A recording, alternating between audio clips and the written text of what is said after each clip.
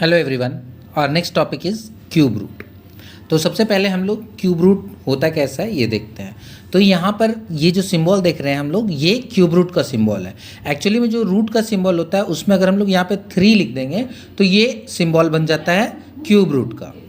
तो अब हम लोग को पता करना है कि क्यूब रूट हम लोग फाइंड कैसे करते हैं। तो क्यूब रूट फाइंड करने के लिए हम लोग के पास 2 तरीका होता है।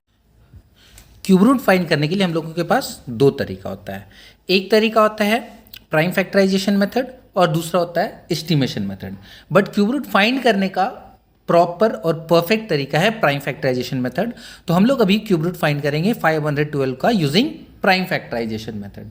तो जैसा कि नाम बता रहा है कि प्राइम फैक्टराइजेशन मेथड, तो हम लोग 512 को सबसे पहले प्राइम फैक्टराइज करेंगे। तो यहाँ पर हम लोग 512 को इस तरह से प्राइम फैक्टराइजेशन कर लिए हैं।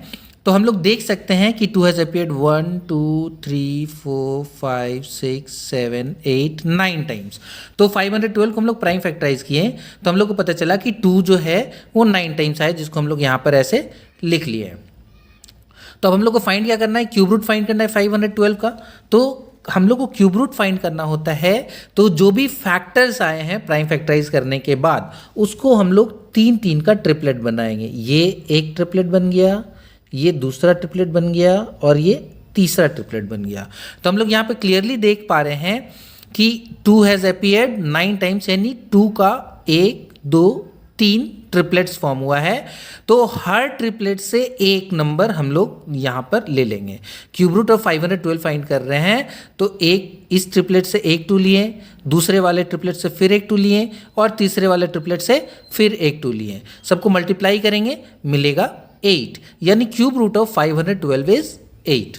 सो in this way we can find the cube root. और एक चीज़ और ध्यान देने वाली बात है यहाँ पे कि हम लोग जब फाइंड कर रहे थे क्यूब रूट ऑफ 512 तो यहाँ पर हम लोग सिंबल लगाए, बट इधर सिंबल नहीं लगाए, क्योंकि क्यूब रूट ऑफ 512 को जब हम लोग सॉल्व किए तो ट्रिपलेट से जब एक एक नंबर्स हम लोग बाहर लेंगे तो ये सॉल्व करके जो आंसर आ रहा है वो लिखा जाता है यहाँ पर। तो इसलिए यहाँ पर सिंबल हट जाता है। यहाँ पर ये क्वेश्चन है कि क्यूब रूट ऑफ 512 क्या है, इसलिए यहाँ पर ये सिंबल लगेगा because we need to find cube root of 512।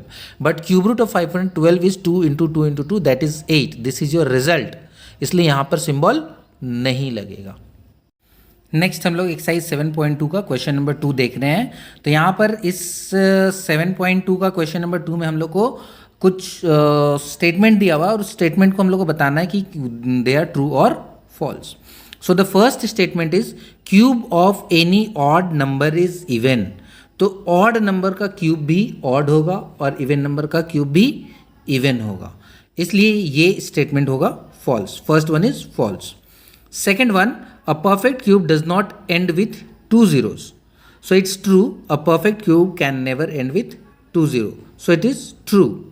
Third one is if square of a number ends with 5 then its cube ends with 25। Again it is false। Next, there is no perfect cube which ends with 8। तो कोई भी perfect cube ऐसा नहीं है जो 8 से and करता है, ये गलत है, ये फॉल्स है, क्योंकि हम लोग 2 का क्यूब 8 होता है, ये हम लोग जानते हैं। तो this one is false. Next one, the cube of any 2 digit number may be a 3 digit number. कोई भी 2 डिजिट का क्यूब 3 डिजिट में हो सकता है। Again it is false.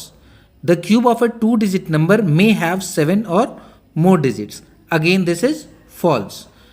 The cube of a single digit number may be a single digit number. Yes it is true. हम लोग देख सकते हैं 1 का क्यूब 1 होता है, 2 का क्यूब 8 होता है, तो सिंगल डिजिट नंबर का क्यूब सिंगल डिजिट हो सकता है। It is true. तो हम लोग पूरे में देखेंगे अगर तो सिर्फ second and seventh one is true and rest are false. Now comes the next question. In the next question you are told that 1331 is a perfect cube। Can you guess without factorization what is its cube root? तो इस case में हम लोग को cube root find करना है given number का, but without factorisation. तो यानी कि एस्टिमेशन टेक्निक यूज़ करेंगे। तो एस्टिमेशन टेक्निक यूज़ करने के लिए हम लोग क्या करते हैं, जो गिवन नंबर है उसको राइट साइड से 3 नंबर का हम लोग ग्रुप बनाते हैं। तो तो यहाँ पे 1331 है, तो राइट साइड से अगर हम लोग 3 का ग्रुप बनाएंगे तो एक ग्रुप बनेगा 331 और लेफ्ट बचा हुआ 1 का दूसरा ग्रुप, यानी 2 ग्रुप में हम लोग इसको डिवाइड कर दिए।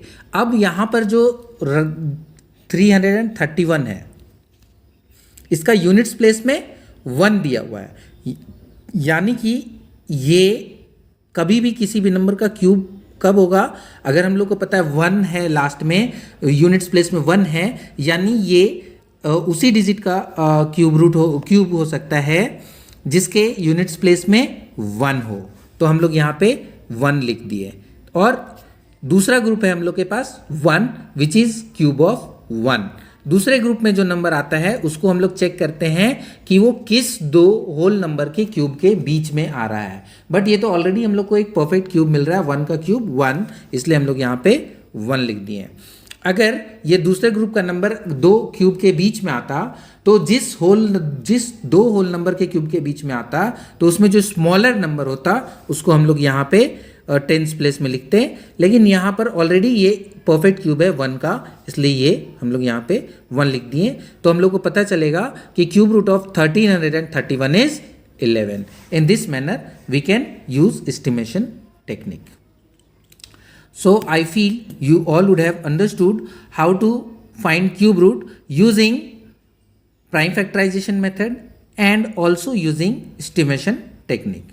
तो आज का आप लोग का वर्क होगा exercise 7.2 all. That's all for the day. Thank you everyone.